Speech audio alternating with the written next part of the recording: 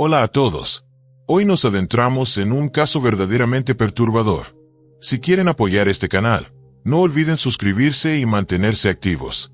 De verdad, eso me ayuda muchísimo, y se los agradecería con el alma. Comencemos. Ashley Bokendra nació el 18 de noviembre de 1991, en el Bronx, uno de los 5 distritos de la ciudad de Nueva York. Fue criada por su madre, Jessica, junto a su hermana mayor. Sobre su padre, no se sabe prácticamente nada. No hay registros públicos, y hasta el día de hoy, se desconoce si tuvo alguna participación en su vida. La familia vivía con lo justo, sin lujos, pero con una estabilidad que les permitía salir adelante.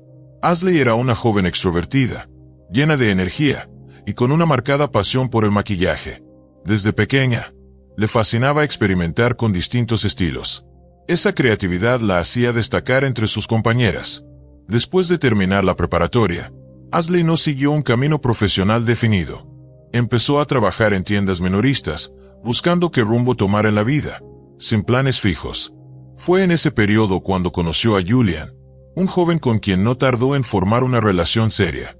Pasaban mucho tiempo juntos, y eventualmente, Ashley descubrió que estaba embarazada. El embarazo no fue planeado, pero ambos decidieron afrontar esta nueva etapa como una oportunidad para crecer. Se mudaron juntos, listos para convertirse en padres. En 2014, Ashley dio a luz a un niño. Por respeto a su privacidad, su nombre nunca se ha hecho público. La llegada de su hijo lo cambió todo. Ashley se volcó por completo en la maternidad. A pesar de su juventud, Julian asumió también su parte como padre. Pero vivir en Nueva York no era fácil. La renta subía, los gastos diarios eran cada vez más difíciles de cubrir. A principios de 2015, tomaron una decisión: dejar la ciudad. Eligieron mudarse a Atlanta, Georgia, un lugar con viviendas más accesibles, un ritmo de vida menos acelerado y relativamente cerca de algunos familiares. Era su oportunidad de comenzar de nuevo. Consiguieron un departamento en un complejo residencial con cámaras de seguridad y personal en sitio. A simple vista, el vecindario parecía seguro. Soñaban con reconstruir ahí su día a día. Aunque con el tiempo la relación amorosa entre Ashley y Julian terminó, ambos decidieron seguir viviendo bajo el mismo techo, por el bienestar de su hijo. Acordaron mantener sus vidas personales por separado, al menos hasta que el niño fuera mayor. Ashley asumió la mayoría de las responsabilidades del hogar y comenzó a buscar empleo. Finalmente, consiguió un puesto en una tienda de mejoras para el hogar, trabajando en el turno nocturno. Era un horario pesado, pero le permitía estar con su hijo durante el día y ganar algo de dinero por las noches. Con mucho esfuerzo, poco a poco Ashley empezaba a ganar independencia, enfocada en darle estabilidad a su hijo sin alterar la armonía familiar. A medida que se adaptaba al ritmo exigente del turno nocturno, Ashley fue conociendo la rutina del trabajo. Casi siempre le tocaban los mismos días y con el mismo grupo de compañeros. Esa constancia le permitió formar lazos de confianza. Y fue ahí donde, por primera vez, notó a Daniel González. Él también trabajaba en la misma tienda y solía estar en los mismos turnos. Al principio, solo intercambiaban comentarios relacionados con el trabajo. Daniel era muy activo. No le sacaba la vuelta a las tareas difíciles, y hasta se ofrecía para hacerlas. Se mostraba tranquilo, educado, amable. Nunca se pasaba de la raya, pero curiosamente, siempre estaba cerca cuando Ashley necesitaba ayuda. Con el tiempo, la interacción entre ellos se volvió más fluida.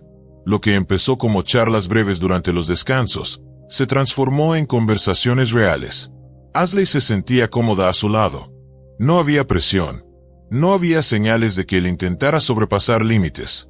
Daniel se fue ganando su confianza. Nunca hablaba de su vida privada. No hacía insinuaciones, pero era evidente que tenía interés. Le preguntaba cómo le había ido en el día, mostraba preocupación genuina, y se ofrecía a ayudar incluso sin que ella lo pidiera. Eso lo hacía diferente. Turno tras turno, la conexión entre ellos se fortalecía. Eventualmente, intercambiaron números. Empezaron a enviarse mensajes fuera del trabajo. Al principio eran bromas, comentarios del día a día, y algunas veces, planes para verse antes de entrar al turno.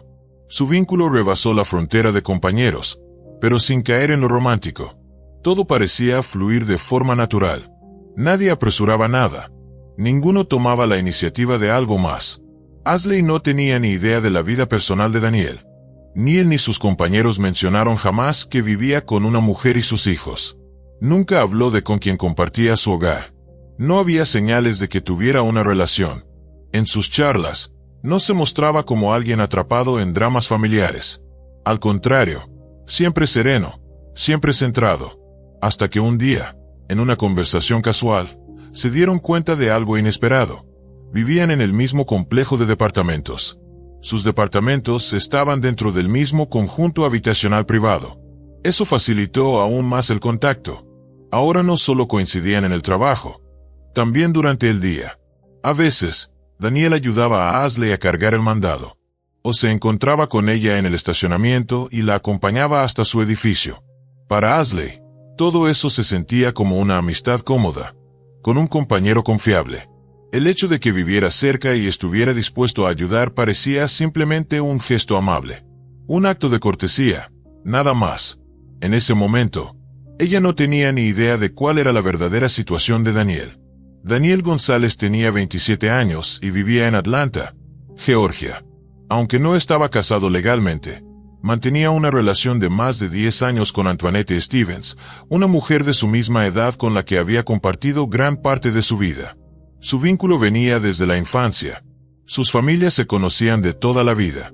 Daniel y Antoinette habían sido novios desde la adolescencia. Con el paso del tiempo, se convirtieron en padres de 2 niños, de 9 y 6 años. Desde fuera, todo parecía indicar que llevaban una vida familiar estable. Pero detrás de esas puertas cerradas, la historia era muy diferente. La relación entre Daniel y Antoinette se había vuelto tensa. Las discusiones eran frecuentes. En apariencia, se trataba de desacuerdos comunes, pero casi siempre escalaban más allá de lo cotidiano. Personas cercanas a la pareja decían que Antoinette tenía un carácter explosivo. Bastaba un pequeño detalle para que pasara de la calma al enfrentamiento. Y no era solo Daniel quien lo notaba. Otros también lo habían presenciado. Daniel rara vez hablaba de su vida en casa con sus compañeros de trabajo. Solo sus personas más cercanas sabían un poco de lo que vivía. Él prefería guardar silencio, pero el conflicto constante comenzó a afectarlo profundamente. Su relación con Antoinette se transformó en una convivencia mecánica. Criar a los hijos, pagar cuentas, repartirse tareas. Seguían actuando como pareja frente al mundo, pero la conexión emocional entre ellos se había desvanecido. Fue entonces cuando la hermana menor de Daniel, Janine, se mudó con ellos. Tenía 17 años y había abandonado la escuela. La familia pensó que, viviendo con Daniel y Antoinette, podría encontrar estabilidad y replantearse su futuro. Janine no tenía planes claros, pero necesitaba un nuevo entorno para empezar de cero. Ella y Antoinette se llevaron bien desde el inicio. Su historia compartida las unía. Se conocían desde niñas, y se veían más como hermanas que como cuñadas. Con Daniel, en cambio, Janine no tenía una relación tan cercana. Pasaba la mayor parte del tiempo con Antoinette y los niños. Pero lejos de aliviar el ambiente en casa, su presencia lo empeoró. Janine se convirtió en testigo frecuente de las discusiones. Y con el tiempo, tomó partido. Su lealtad era clara. Estaba del lado de Antoinette. Según personas que conocían a la familia, Janine no ocultaba su opinión. Culpaba a Daniel por todos los pleitos. Esa alianza entre las dos mujeres terminó por aislar a Daniel. Para cuando empezó a pasar más tiempo con Ashley, él ya se sentía emocionalmente desplazado. Su pareja estaba irritable. Sus hijos demandaban atención constante. Y su hermana se había vuelto una aliada de Antoinette. El hogar dejó de sentirse como un refugio. Era un entorno hostil, lleno de tensión. Daniel comenzó a pasar más tiempo fuera de casa. Tomaba turnos extra, se quedaba más tiempo en la tienda, e incluso usaba el trabajo como una vía de escape. Aunque aún no mostraba señales claras de querer cambiar su vida por completo, ese ambiente sí influía en sus decisiones. Con las semanas, sus conversaciones con Ashley fueron creciendo. De mensajes casuales pasaron a encuentros más frecuentes fuera del trabajo. Su conexión se fue profundizando. Ya no hablaban solo de trabajo. Tocaban temas como el agotamiento diario, las rutinas pesadas y los retos de la crianza. Ashley se abrió con él. Le habló sobre su hijo, su relación complicada con Julian, y su deseo de independizarse, de mudarse y vivir por su cuenta. Daniel siempre la escuchaba. Nunca la interrumpía. Siempre mantenía la conversación centrada en lo que compartían. Jamás mencionó que vivía con una pareja, ni que tenía hijos. Tampoco habló de su hermana. Nada que pudiera sembrar dudas. A medida que su vínculo se fortalecía, Ashley y Daniel pasaban cada vez más tiempo juntos. A veces se veían antes de entrar al turno. Otras veces, charlaban frente al edificio de ella. Poco a poco, Daniel empezó a quedarse un poco más. Llegaba en la tarde, ayudaba con la cena, y se quedaba mientras el hijo de Ashley veía la televisión. Todo fue ocurriendo sin prisa, sin forzar nada. Una progresión natural hacia la cercanía. Ashley no hacía muchas preguntas, y Daniel no le daba motivos para sospechar. Hasta ese momento, ni Julian ni sus compañeros de trabajo intervinieron. Ashley tenía total independencia, y desde fuera, todo parecía inofensivo. Pero mientras la relación entre Ashley y Daniel se volvía cada vez más cercana, en el departamento de Daniel, las cosas comenzaban a cambiar. Antoinette y Janine empezaron a notar algo extraño. Estaban prestando más atención a los movimientos de Daniel.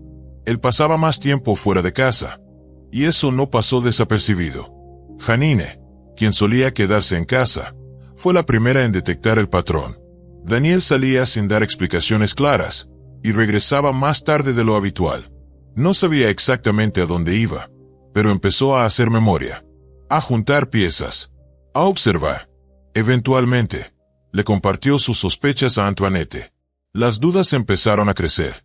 Aunque ella no lo confrontó de inmediato, la incomodidad se instaló en su interior. Algo no estaba bien. Un día, Janine vio algo que encendió todas las alarmas. En varias ocasiones, notó que Daniel hablaba con la misma mujer en el estacionamiento del complejo de departamentos. Todavía no sabía su nombre, pero su imagen le quedó grabada. La observó detenidamente. No había caricias, ni gestos sugerentes, ni ninguna conducta que cruzara una línea evidente. Pero algo en esa interacción le hizo ruido. No sacó conclusiones apresuradas, pero desde entonces, empezó a vigilar más de cerca. Mientras Ashley veía esas charlas como algo casual e inofensivo, la tensión en casa de Daniel aumentaba. Antoinette pasó de hacer preguntas sutiles a revisar su teléfono y analizar cada detalle de su comportamiento. No tenía pruebas definitivas, pero las señales se acumulaban. La confianza comenzaba a desmoronarse. Ashley, por su parte, no tenía idea de lo que estaba ocurriendo. Daniel seguía apareciendo como siempre, ofreciendo su ayuda, hablando sobre la rutina diaria. Su vínculo seguía creciendo, pero detrás de esas conversaciones tranquilas, algo se estaba gestando. Algo que pronto desencadenaría consecuencias graves. En el verano de 2022, Daniel, Antoinette, sus hijos y Janine viajaron a Florida. El motivo: la boda de la madre de Antoinette. Era un viaje planeado para pasar una semana con la familia extendida, combinar la celebración con unas pequeñas vacaciones. El trayecto por carretera fue largo, y se quedarían en casa de unos familiares. Pero a pesar del ambiente festivo, las tensiones entre Daniel y Antoinette se hicieron presentes desde el primer día. Discutieron en el camino, por detalles mínimos, organización, planes, cansancio acumulado. Y una vez instalados, la situación no mejoró. Las peleas eran casi diarias. Familiares presentes notaron el ambiente tenso. Para la mitad de la semana, el nivel de fricción había llegado a un punto crítico. Las discusiones eran por cosas triviales, pero el tono era cada vez más cortante. Daniel se volvió distante, evitaba las conversaciones, se encerraba en el teléfono o salía para estar solo. Antoinette lo notó.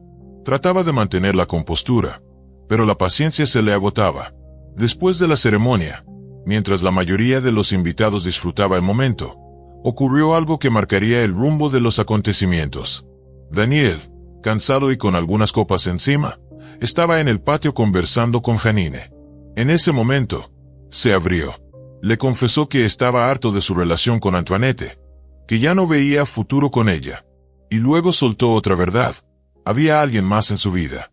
No dijo el nombre, pero dejó claro que era alguien de su trabajo. Janine escuchó con atención. No mostró emoción, pero grabó cada palabra. Esa conversación fue un punto de quiebre. Janine, más leal a Antoinette que a su propio hermano, no tardó en contarle todo.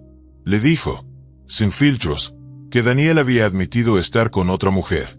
Sorprendentemente, Antoinette no reaccionó con enojo. Mantuvo la calma. Optó por una estrategia más calculadora. No iba a armar un escándalo, aún no. Su prioridad era descubrir quién era la otra mujer. Ambas acordaron mantenerse en silencio, observar, callar y actuar una vez que regresaran a Atlanta. Hicieron un pacto. Nada de confrontaciones prematuras. El resto del viaje, Antoinette se mostró serena, incluso alegre. Frente a la familia, todo parecía normal. Pero por dentro, cada gesto era parte de un plan.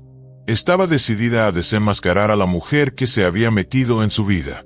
Al volver de Florida, el ambiente en el departamento cambió por completo. Aunque no mencionaron lo ocurrido en la boda, Antoinette y Janine ya habían puesto en marcha un plan silencioso. Su objetivo era confirmar si Daniel realmente tenía algo con una compañera de trabajo. No lo iban a hacer con preguntas directas. Eligieron observarlo, estudiar cada movimiento. Como ninguna de las dos tenía trabajo de tiempo completo, podían quedarse en casa todo el día. Eso les daba ventaja. Podían seguir a Daniel con la mirada cada vez que salía, con quién hablaba, cómo se comportaba al volver. También comenzaron a revisar su teléfono cuando lo dejaba sin bloquear. Escaneaban notificaciones, buscaban mensajes, detalles. Pocos días después de regresar, Janine informó algo concreto. Había visto a Daniel salir del trabajo con una joven. Estaban afuera, fumando, hablando como si nada. Según Janine, entre Daniel y la mujer no había gestos claramente románticos, pero sí existía una familiaridad que no se podía ignorar. Recordaba bien su apariencia. Al describirla, Antoinette tuvo una sospecha inmediata. Podría tratarse de su vecina. Ashley.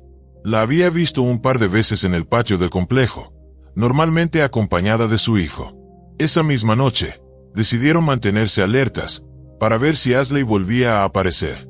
Durante los días siguientes, Antoinette y Janine se turnaron para vigilar tanto la entrada del edificio como los alrededores de la tienda donde trabajaban. Necesitaban confirmar que, en efecto, era Ashley quien tenía contacto con Daniel. Y finalmente, su vigilancia dio frutos. Los vieron con sus propios ojos. Daniel y Ashley estaban juntos, hablando, y luego se separaron. Fue la prueba visual que necesitaban para pasar al siguiente paso: actuar. Antoinette propuso usar el celular de Daniel mientras dormía, enviarle mensajes a Ashley y hacerla caer en una trampa. El objetivo: un encuentro cara a cara, una confrontación directa. Janine aceptó sin dudar. Ya no se trataba solo de descubrir la verdad. Ahora era algo personal. Querían venganza. A la mañana siguiente, después de su turno nocturno, Daniel regresó a casa y se fue a dormir como de costumbre. Habló un par de palabras con Antoinette antes de encerrarse en la recámara. Y en cuanto se quedó dormido, ella entró silenciosamente, tomó su celular y se lo llevó a Janine. Juntas comenzaron a revisar sus mensajes. No tardaron mucho en encontrar lo que buscaban. En el chat con Ashley había mensajes personales, palabras con peso emocional, referencias a encuentros pasados y detalles que no dejaban lugar a dudas. Estaban en contacto constante. Era la confirmación que necesitaban. Usando el celular de Daniel, Antoinette comenzó a escribirle a Ashley. Le dijo que había tenido una pelea en casa, que lo habían corrido y que necesitaba verla. Ashley respondió casi de inmediato, preocupada. Preguntó dónde estaba y cómo podía encontrarlo. El intercambio parecía normal, como el de dos personas cercanas, con un vínculo íntimo. Ashley no tenía idea de que no era Daniel quien escribía. Antoinette mantuvo un tono tranquilo, casual, para no levantar sospechas. Después de algunos mensajes, sugirió verse en el patio del complejo, un pequeño espacio verde entre los edificios. Ashley aceptó. Con la cita pactada, Antoinette y Janine se pusieron en marcha. Llevaron el celular de Janine para grabar todo el encuentro. No llevaban armas. El plan era claro: sacar a Ashley, confrontarla por sorpresa y dejarle una lección. No querían hablar. Querían que sintiera el golpe, que entendiera el mensaje. Eligieron el lugar con precisión. El patio estaba dentro del complejo, al alcance de algunos edificios, pero lo suficientemente apartado de las entradas principales. Había cámaras de seguridad en zonas comunes, pero ese rincón no estaba completamente cubierto. Daba una sensación de privacidad, aunque técnicamente seguía siendo un espacio público. Daniel dormía profundamente. No tenía idea de que, en ese momento, alguien estaba usando su celular para detonar una serie de eventos que cambiarían su vida para siempre. Al amanecer, Antoinette y Janine salieron del departamento. Dejaron a Daniel y a los niños dormidos. Se escondieron entre unos arbustos junto a un sendero peatonal. El lugar tenía sombra. Estaba un poco apartado de las entradas, pero seguía dentro del complejo. Había poca visibilidad, aunque alguien que pasara cerca podía ver algo. Esperaron. Cuando Ashley mandó mensaje diciendo que ya venía, Antoinette revisó que el celular estuviera grabando y le dijo a Janine: «No dejes de grabar, pase lo que pase».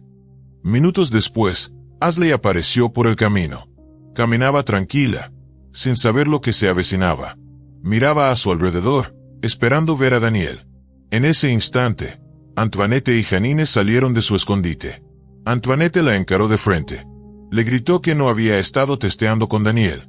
Antes de que Ashley pudiera reaccionar, le soltó el primer golpe. Ashley no respondió con violencia. Intentó retroceder, cubriéndose el rostro con las manos, suplicándole que se detuviera. Pero Antoinette no se detuvo. La tiró al suelo, la golpeó con puños y patadas. Le jaló el cabello y le azotó la cabeza contra el pavimento. Janine no intervino. Se quedó al margen, grabando todo. A ratos, hacía comentarios alentando a Antoinette. Le decía que le diera más fuerte. En un momento, incluso se acercó más, para enfocar el rostro de Ashley. Ashley lloraba, rogaba, pedía que pararan. Pero la agresión seguía. Antoinette gritaba acusaciones, lanzaba amenazas, aseguraba que lo hacía por Daniel. En un momento, miró directamente a la cámara y le ordenó a Janine que siguiera grabando. Varios autos pasaron cerca, pero nadie intervino. Un coche se detuvo por un momento, luego se fue sin más. El punto más brutal del ataque llegó cuando Antoinette le pidió a Janine que se uniera. Y Janine, sin titubear, lo hizo. Dio un paso al frente, y le propinó varias patadas a Ashley. Después del ataque, Antoinette y Janine se alejaron caminando, y se llevaron el celular de Ashley con ellas. La grabación siguió hasta que salieron completamente del área. Ashley quedó tendida sobre el pavimento. Estaba gravemente herida, pero consciente. Por un tiempo permaneció ahí, inmóvil, hasta que lentamente comenzó a incorporarse. Le costaba mantenerse de pie. A pesar del dolor, comenzó a caminar con dificultad hacia su edificio. Las cámaras de seguridad del complejo captaron el momento en que Ashley entró al inmueble. Su caminar era torpe, inestable. Se sostenía el costado y el pecho con las manos. Su rostro estaba visiblemente golpeado, con raspones y moretones. Respiraba con dificultad. Una vez en su piso, salió al balcón y se apoyó en la barandilla, tratando de recuperar el aliento. Fue entonces cuando Julian, que regresaba de correr por la mañana, entró al departamento. Al verla, se quedó helado.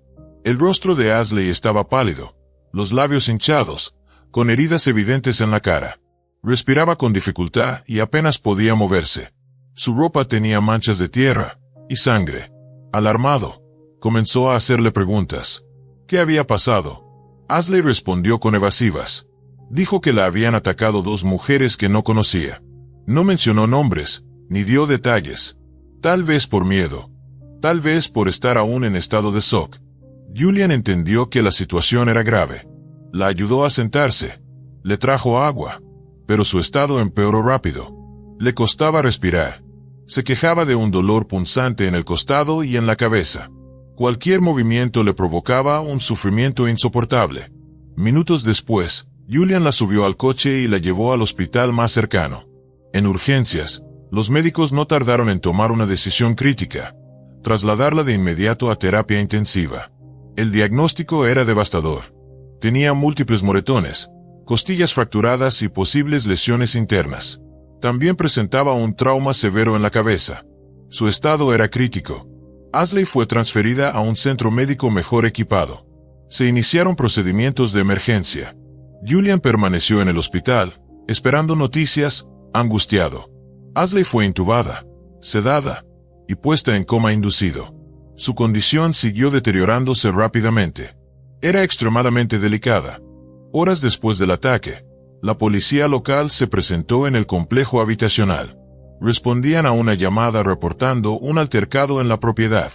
Un testigo había dado aviso tras ver parte del ataque. Cuando los oficiales llegaron al departamento que compartían Antoinette, Daniel, sus hijos y Janine. Daniel no estaba en casa. Antoinette abrió la puerta. Habló con los agentes de manera tranquila, aparentando serenidad. Según su versión, una mujer desconocida había llegado a su puerta sin ser invitada, inició una discusión y se puso violenta. Antoinette dijo no saber quién era, y aseguró que la otra mujer comenzó la pelea. Afirmó que fue un enfrentamiento mutuo, que ambas intercambiaron golpes. Incluso fue más allá. Dijo que esa mujer llevaba tiempo acosando a su pareja en el trabajo, y que ahora había ido a buscarlo hasta su casa. Negó haber salido del departamento antes del incidente, todo para reforzar su versión. En ese momento, los oficiales no contaban con una denuncia formal por parte de la víctima, ni conocían su identidad. Tampoco tenían evidencia directa del ataque. El testimonio de Antoinette sonaba coherente, aunque no concordaba con los hechos. Aún así, la policía no realizó un cateo, no incautó teléfonos, y se retiró sin levantar un reporte oficial. Ese error dejó evidencia clave fuera del alcance de las autoridades.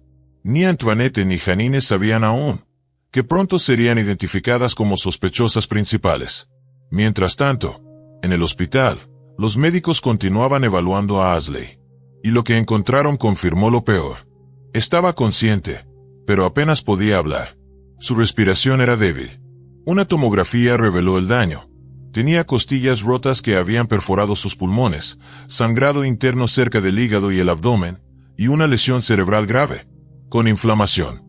El hospital donde se encontraba no contaba con los recursos para realizar cirugías neurológicas y abdominales urgentes. Se tomó una decisión inmediata: trasladarla en helicóptero a un centro de trauma especializado, en otra parte del estado. Asley fue conectada a un ventilador y sedada nuevamente. Un equipo de cirujanos y médicos de cuidados críticos la esperaba ya en el nuevo hospital. Al llegar, fue llevada directamente al quirófano. Los médicos intentaron detener la hemorragia interna y estabilizar sus signos vitales, pero las lesiones eran demasiado extensas. El hígado de Asley presentaba una ruptura parcial, y había una hemorragia masiva en toda la cavidad abdominal. Durante la cirugía, los médicos se dieron cuenta de algo devastador: las lesiones no eran compatibles con la vida. Aproximadamente una hora después de haber sido trasladada, Asley entró en paro cardíaco. El equipo médico intentó reanimarla durante 30 minutos. Maniobras de RCP, medicación, todo lo posible, pero no lograron recuperar su pulso. Asley fue declarada muerta esa misma madrugada, a tan solo unas horas del brutal ataque.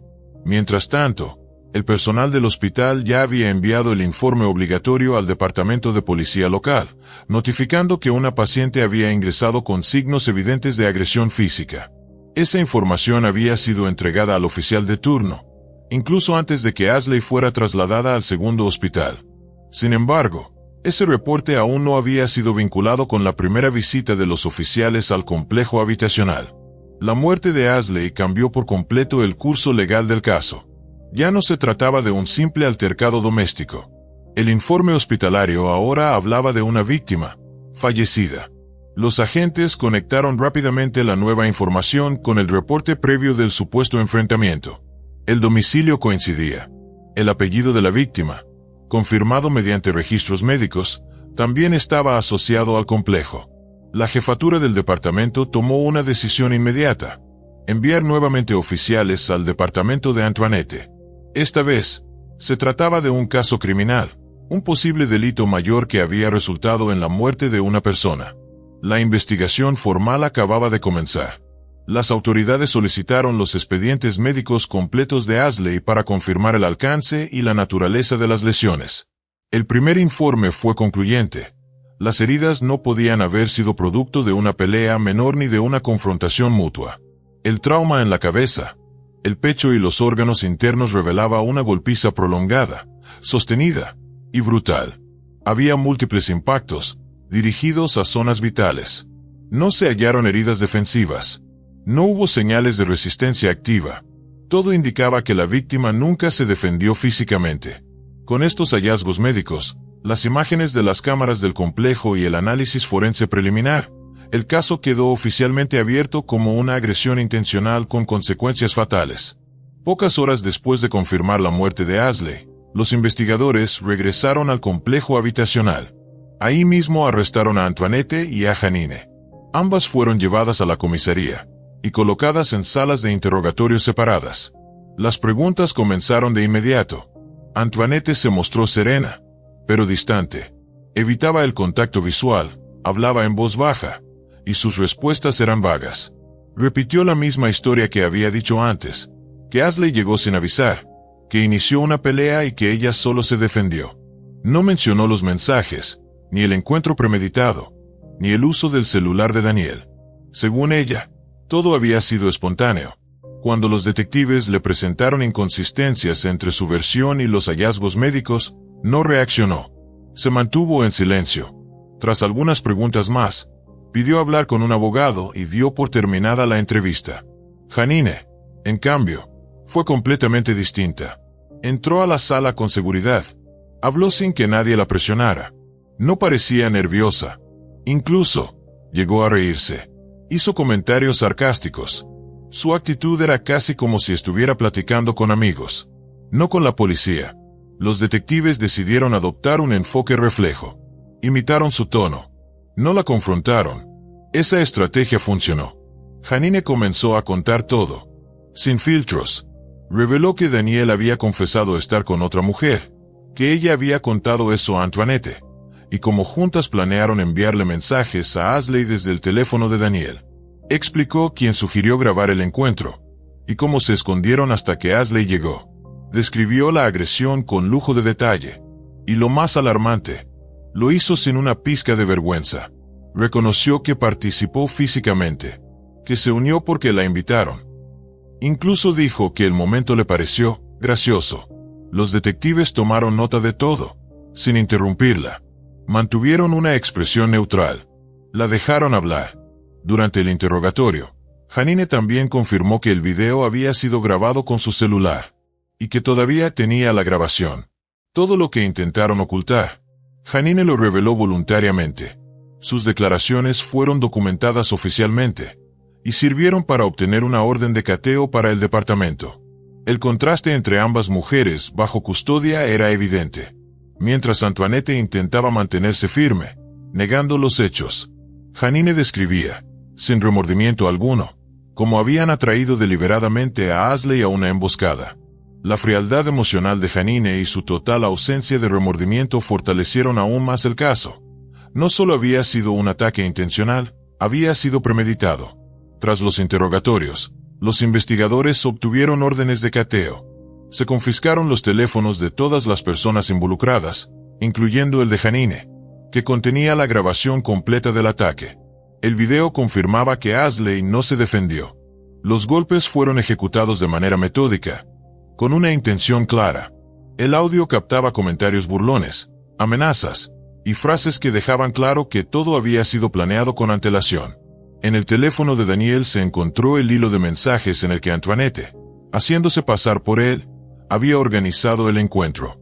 Esa conversación fue una prueba directa de la manipulación utilizada para atraer a Asley hacia una trampa. Con base en estas evidencias, tanto Antoinette como Janine fueron formalmente acusadas de delitos graves, entre ellos agresión con agravantes y robo. Sus arrestos fueron procesados como parte de una investigación penal mayor.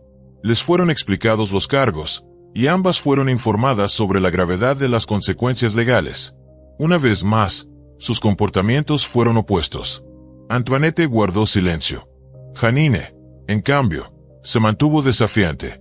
Ambas fueron detenidas sin oponer resistencia, pero bajo estricta vigilancia policial. Daniel se enteró de lo ocurrido más tarde. En el momento de los arrestos, él se encontraba trabajando. Los oficiales acudieron a su lugar de empleo para informarles sobre la muerte de Ashley y los cargos presentados contra Antoinette y Janine. La noticia lo devastó. No tenía idea del plan de venganza. No sabía que habían usado su teléfono. No sabía nada del ataque.